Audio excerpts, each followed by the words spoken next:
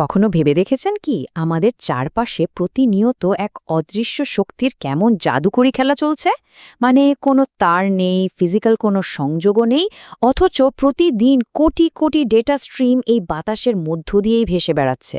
আর এভাবে আপনার হাতের স্মার্টফোন থেকে শুরু করে টিভি রিমোট, স্যাটেলাইট সবকিছু একদম পারফেক্টলি কাজ করছে। তো আজকের এই বিশ্লেষণে আমরা এই অদৃশ্য ডেটা ট্রান্সমিশনের পেছনের বিজ্ঞানটাকে খুব সহজভাবে একটু অন্যরকমভাবে এক্সপ্লোর করব।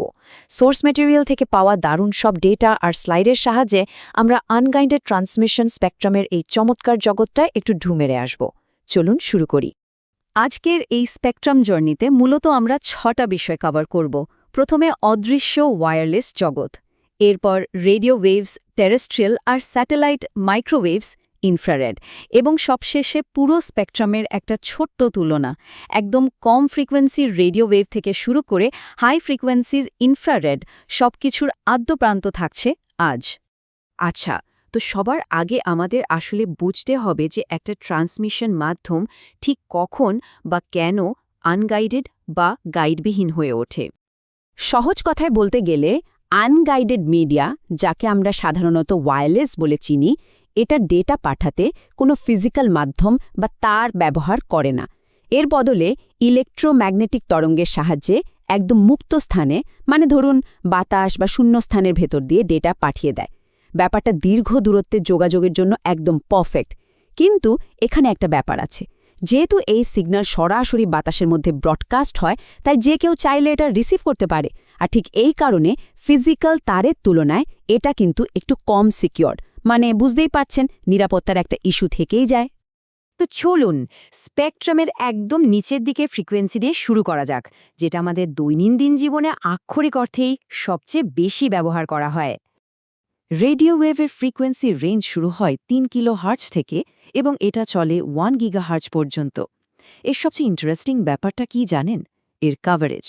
রেডিও ওয়েভগুলো মূলত ওমনি ডাইরেকশনাল বা চতুর্মুখী, মানে ট্রান্সমিটার থেকে বের হয়ে এরা সব দিকে সমানভাবে ছড়িয়ে পড়ে। আর এর একটা দারুণ সুপার পাওয়ার আছে, সেটা হলো দেয়াল বা বিল্ডিং ভেদ করে যাওয়ার অবিশ্বাস্য ক্ষমতা। জাস্ট এই গুণটার জন্যই যে কোনো বাধা পার হয়ে AM, FM radio, TV broadcast কিংবা কর্ডলেস ফোনের সিগন্যাল বিশাল এলাকা জুড়ে খুব সহজেই ছড়িয়ে দেওয়া যায়। এই রেডিও লিঙ্কের আর্কিটেকচারটা একটু খেয়াল করুন। বাঁদিকে যে ট্রান্সমিটারটা আছে সেটা প্রথমে সিগন্যাল তৈরি করে আর মডিউলেট করে। এরপর সেই সিগন্যালটা অ্যান্টেনার মাধ্যমে রেডিও ওয়েভ আকারে সোজা বাতাসে ছড়িয়ে দেওয়া হয়। আর ডানদিকে থাকা রিসিভারটা তখন তার নিজস্ব অ্যান্টেনা দিয়ে ওই অদৃশ্য তরঙ্গটাকে ক্যাচ করে। খুবই সিম্পল, কিন্তু দারুণ কার্যকরী। এখন প্রশ্ন আসতে পারে, রেডিও তরঙ্গগুলো এত বিশাল দূরত্ব আসলে কিভাবে পাড়ি দেয়?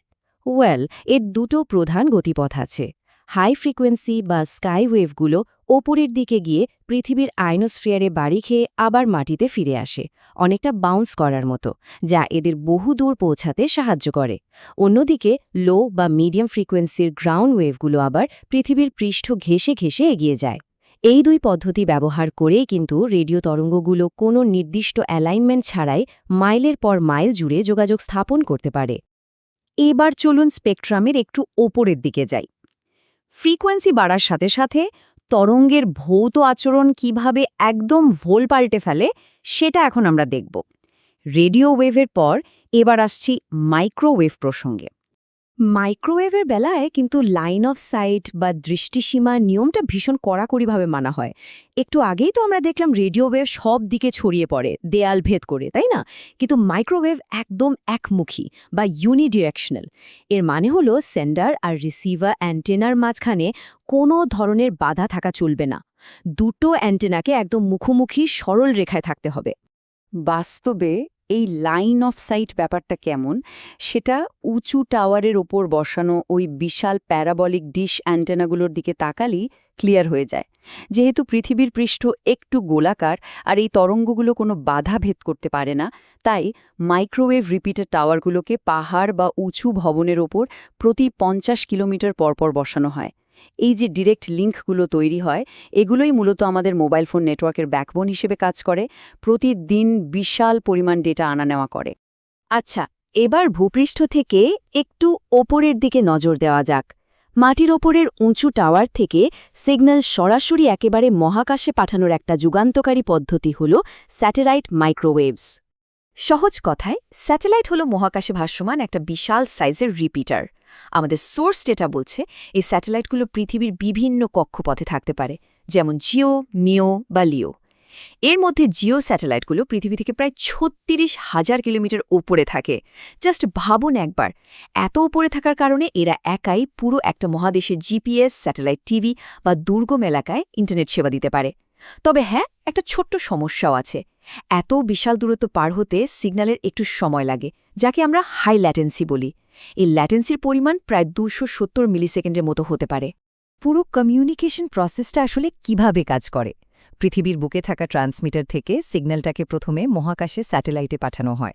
এই পথটাকে বলে আপলিঙ্ক। স্যাটেলাইট সিগন্যালটা রিসিভ করে, তারপর অন্য একটা ফ্রিকোয়েন্সিতে পৃথিবীর আরেক প্রান্তে থাকা রিসিভারের দিকে সেটাকে ফেরত পাঠায়। মহাকাশ থেকে মাটিতে ফেরার এই পথটাকে বলা হয় ডাউনলিঙ্ক। শুনলে অবাক হবেন, এই পুরো মাইক্রোওয়েভ লিঙ্কটা ৪০,৩২০ কিলোমিটার পর্যন্ত বিস্তৃত হতে পারে। ভাবা যায়? স্পেকট্রামের একদম নিচ থেকে শুরু করে মহাকাশ পর্যন্ত তো ঘুরে এলাম আমরা। এবার আমরা ঢুকব এই স্পেকট্রামের সবচেয়ে উচ্চ ফ্রিকোয়েন্সির ব্যান্ডে, আর সেটা হলো ইনফ্রারেড।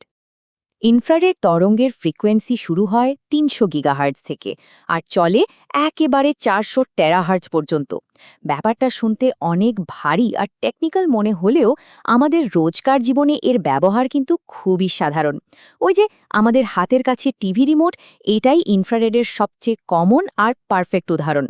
খুব কাছাকাছি দূরত্বের দুটো ডিভাইসের মধ্যে ডেটা আদান প্রদানের জন্য ইনফ্রারেডের কোনো তুলনাই হয় না। এখানে একটা দারুণ তুলনার ব্যাপার আছে। রেডিও ওয়েভ খুব সহজেই দেয়াল ভেদ করতে পারে, তাই না? এতে কাভারেজ বাড়ে ঠিকই, কিন্তু সিকিউরিটি যায় কমে। অন্যদিকে ইনফ্রারেডের সবচেয়ে বড় সীমাবদ্ধতা হলো এটা দেয়াল তো দূরের কথা, কোনো কঠিন বস্তুই ভেদ করতে পারে না। এমনকি কড়া সূর্যের আলোতেও এটা ঠিকমতো কাজ করে না। কিন্তু সোর্স আমাদের একটা দারুণ পয়েন্ট দিচ্ছে। এই সীমাবদ্ধতাই আসলে ইনফ্রারেডের সবচেয়ে বড় শক্তি। যেহেতু সিগন্যাল রুমের বাইরে যেতে পারে না, তাই এটা অসম্ভব রকমের সিকিউরড। আর ঠিক এই কারণে ইনফ্রারেড ব্যবহারের জন্য কোনো সরকারি লাইসেন্স বা ঝামেলার দরকার পড়ে না। এতক্ষণ তো আমরা অদৃশ্য ডেটা স্ট্রিমের বিভিন্ন তরঙ্গ নিয়ে অনেক কথা বললাম। এবার সময় এসেছে পুরো আনগাইডেড স্পেকট্রামের একটা সামগ্রিক চিত্র বা বিগ পিকচার দেখার। সোর্স থেকে পাওয়া এই ডেটাগুলো একসাথে মেলালেই আমরা দেখতে পাব ফ্রিকোয়েন্সি বাড়ার সাথে সাথে তরঙ্গের চরিত্র কিভাবে বদলে যাচ্ছে। রেডিও ওয়েভের রেঞ্জ সবচেয়ে বেশি, দেয়ালও ভেদ করতে পারে, কিন্তু সেখানে ইন্টারফারেন্স বা বাইরের ডিস্টারবেন্সও বেশি। মাইক্রোওয়েভ আছে মাঝামাঝি একটা পজিশনে, একমুখী হলেও অনেক দূর পর্যন্ত যেতে পারে। আর ইনফ্রারেড হল সর্বোচ্চ ফ্রিকোয়েন্সি তরঙ্গ। এর রেঞ্জ কম, ভেদ করার ক্ষমতা শূন্য, কিন্তু এটা ভীষণ সিকিউরড আর একদম ইন্টারফারেন্স মুক্ত। ফ্রিকোয়েন্সির এই পরিবর্তনগুলোই আসলে ঠিক করে দেয় যে আমরা কোন প্রযুক্তিটা ঠিক কোথায় ব্যবহার করব। তো পুরো আলোচনা থেকে এটা একদম পরিষ্কার যে রেডিও ওয়েভ থেকে শুরু করে ইনফ্রারেড প্রতিটি তরঙ্গেরই নিজস্ব শক্তি আর সীমাবদ্ধতা আছে। এই ইলেকট্রোম্যাগনেটিক স্পেকট্রামের ওপর ভর করেই আমাদের আধুনিক যোগাযোগের পুরো সিস্টেমটা দাঁড়িয়ে আছে। কিন্তু এখানে একটা বড় চিন্তার বিষয় আছে। আমাদের চারপাশে ওয়্যারলেস ডিভাইসের সংখ্যা যেভাবে হু হু করে বাড়ছে, এই অদৃশ্য স্পেকট্রামের জায়গাও কিন্তু ক্রমশ ফুরিয়ে আসছে। যখন এই স্পেকট্রাম পুরোপুরি ভিড়ে ঠাসা হয়ে যাবে, তখন এই আনগাইডেড মিডিয়ার ভবিষ্যৎ আসলে কোন দিকে যাবে? আমরা কি নতুন কোনো প্রযুক্তির দেখা পাব? এই প্রশ্নটা আপনাদের ভাবনার জন্য রেখেই আজকের আলোচনা আমরা এখানেই শেষ করছি। আশা করি আনগাইডেড ট্রান্সমিশন নিয়ে আজকের এই বিশ্লেষণ আপনাদের ভালো লেগেছে।